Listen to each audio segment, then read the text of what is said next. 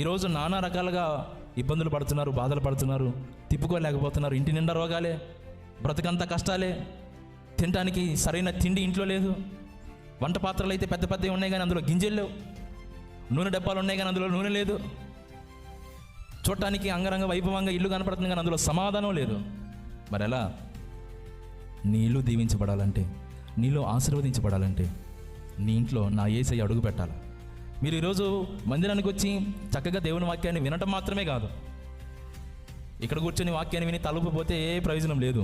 ఇంటికి వెళ్ళిన తర్వాత కూడా అవసరమైతే నలుగురుగాను, ఇద్దరుగాను, ముగ్గురుగాను కూర్చొని, తండ్రి నరకంలాగా ఉందయ్యా నా ఇల్లు, నా ఇంట్లో శాపం ఏర్పాటు చేస్తుందయ్యా, ఈ సమాజం మొత్తానికి ఒక దెయ్యపు కొంపలాగా నా ఇల్లు ఉంది, నా తండ్రి నువ్వు అడుగు పెట్టయ్యా నా ఇంట్లో, నువ్వు దిగిరాయ్యా నా ఇంటికి, నువ్వు కదులయ్యా, నువ్వు సంచరించాయని ప్రార్థించగలిగితే మరి నిశ్చయంగా నా తండ్రి నీ ఇంట్లో అడుగు పెడతాడు.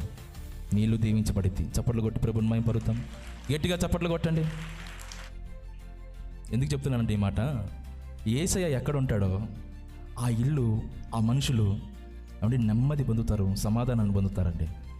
ఈరోజు నువ్వు నానా రకాలుగా కాల్చబడుతున్నావు, నీ ఇల్లు చిన్న నరక కూపంలాగా ఉందంటే గుర్తుపట్టు, ఇంకా నీ కుటుంబంలోకి దేవుడు అడుగు పెట్టలేదు.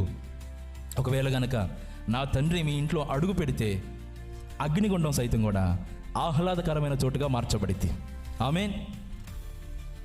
మన దేవుడు ఎవరండి? జీవాధిపతి అయిన, స్వస్థపరిచేవాడైన, బాగు చేసేవాడైన, సర్వ సంపదల గని అయిన ఆయన మా ఇంట్లోకి వచ్చి కూర్చుంటే ఇక మనకేదైనా కొదువు ఉండిద్దా? ఏదైనా కొరత ఉండిద్దా? చాలామంది బైబిల్ తీసుకుని వెళ్తున్నారు ఇంటికి, ఫాయిదా లేదు. నువ్వు ఒక బైబిల్ కాదు 100 బైబిల్ తీసుకెళ్ళి ఇంట్లో పెట్టుకున్నా నీ ఇంటికి దీవెన రాదు. కొంతమంది బైబిల్ని కొండ మీద మూతగా, తల కింద దిండుగా, పిల్లలు ఆడుకునే వస్తువుగా చేసేశారు. బైబిల్ని తీసుకెళ్ళటం కాదు, దాన్ని చదవాలి అన్న ఆలోచన ఉండదు. ఆ బైబిల్ని తల కింద దిండుగా పెట్టుకుంటారు. పిల్లలు ఒకవేళ గొడవ చేస్తే వాళ్ళకి ఆడుకోరా అనేస్తారు. ఒకవేళ కొండ మీద మూత లేదనుకో ఆ బైబిల్ని మూతగా పెడతారు. నేను చెప్తున్నా, ఒకవేళ అలా చేయకపోయినా చేతిలో బైబిల్ పట్టుకొని తిరిగితే ఫాయిదా లేదు.